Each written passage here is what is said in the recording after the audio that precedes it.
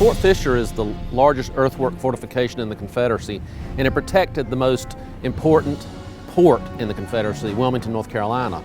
And off the fort here, from July 1862 to the end of the war, you had one of the most important blockading squadrons, or at least elements of the blockading squadron out here. They patrolled the waters and tried to keep blockade runners from coming into the inlets here at Wilmington. The blockade runners had a tremendous advantage in speed and stealth, and they actually had to keep two blockading squadrons because you have frying pan shoals that intersects both inlets, and it made the blockade much more difficult. That's why Wilmington was so successful as a blockade running port, because you actually had to have two squadrons off of Wilmington, whereas all the other major ports in the Confederacy, you only had to have one. Geographically, Wilmington was important because it lay up the river. The naval vessels couldn't directly assault Wilmington. It had deep water access, and it just made it very difficult for the Union vessels. When the Union vessels attacked this fort in December 1864, at that time, it was the largest concentration of naval vessels in the history of the service. The bombardment was the largest bombardment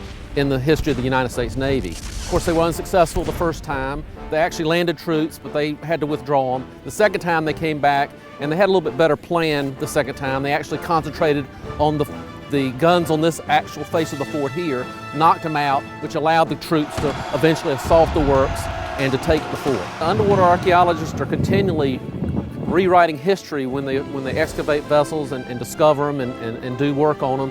And I think there's a lot more interest locally in looking at the Civil War soldier. And so a lot of letters are turning up, and that gives a little bit more information on the life in the fort and what the men felt and how they saw the war.